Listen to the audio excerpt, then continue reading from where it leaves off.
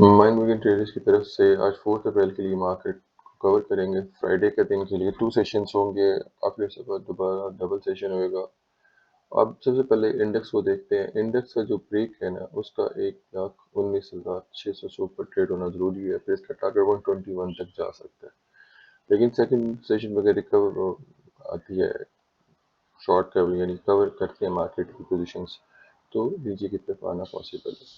अब हम जो एरिया है उसको जो देख लेंगे तो 1,18,500 के एरिया के पास से अगर कोई बाइंग की जाए तो अच्छी स्टॉप्स के साथ देखा जाए कि इंडेक्स को बेंचमार्क किया जाए तो अच्छी पोजीशन बन सकती है। 1,17,700 से नीचे ट्रेड नहीं होना चाहिए और टारगेट 1,21,000 तक का रहेगा, क्योंकि ये हैंडल जो बन रहा है बड़ा क्लियर हैंडल बना है। ये पैटर्न हैंडल में बना है, ये कब तो पहले दिखा चुके हैं। ये हैंडल पैटर्न अभी इन प्रोसेस है। इसके ऊपर क्लोज होने के बाद दूसरे जो कप का जो है एरिया उतना ही बराबर ये ऊपर जा सकता है। कप का जो लो एरिया है वो 1,05,000 से लेके अगर इसको यहाँ तक देखते हैं तो 14,000 पॉइंट 1,33,000 तक ऊपर जा सकता है। लेकिन अभी के लिए जो आज है उस पर स्टिक करेंगे। इफ इट क्लोज अबव 1,19,800 या 1,20,500 से ऊपर चाहे क्लोज करेगा तो प्री कंटिन्यूशन में चली जाएगी। अब जो दूसरे चीज़ें हमने कवर करनी है उसमें सबसे पहले ये एक एनआरएल है। एनआरएल अच्छा बाइंग में आ चुका हुआ है। इसका सिर्फ इस एरिया को होल्ड करना बहुत ज़रूरी था जो इसने होल्ड कर लिया। अभी भी हम 252 के अराउंड से 248 में इसको बाइंग एक्सपेक्ट कर रहे हैं, एंटिसिपेट कर रहे हैं। ऊपर 272 का एरिया अगर इसे क्रॉस कर जाता है आज में तो मैं एंटिसिपेट कर रहा हूँ कि 298 और 300 का एरिया पॉसिबल है बाय मिड अप्रैल।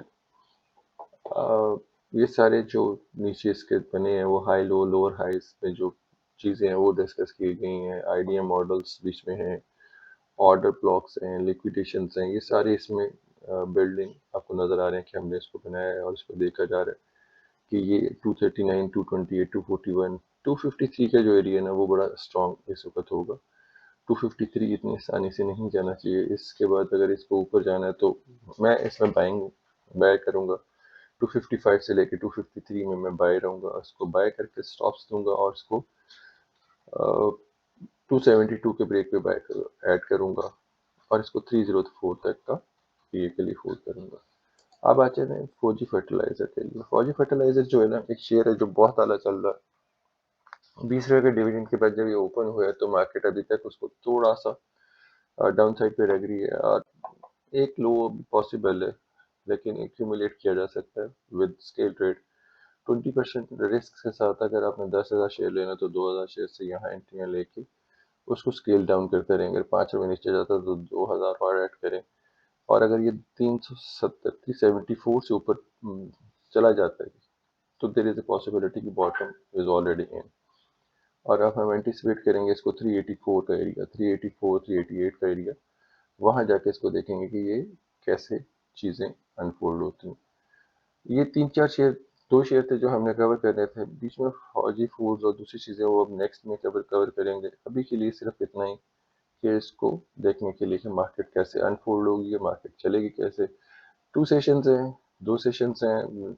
जो ट्रेड की वो आई थी कि बिजली के टैरिफ में कमी हुई है, उसका इम्पैक्ट क्या आएगा वो आज की मार्केट जब ओपन होती है तो उसमें रिएक्शन देखते हैं कि मेरा एंटिसिपेशन ये है कि मार्केट में बुल अभी प्रिवेल करेंगे और कुछ शेयर जो पीछे रह गए हैं जो डिस्काउंट पे मिल रहे हैं तो वो उसमें हम ऐड होके पोजीशन ले सकते हैं। कई चीज़ें अभी ऊपर नहीं रिस्क लेने वाली। ये 2 चीज़ें समझ आ रही थी आपसे शेयर किया। अपना कमेंट और कोई चीज़ हो तो ज़रूर पूछिएगा। अभी तक के लिए इतना ही। खुदा हाफिज़।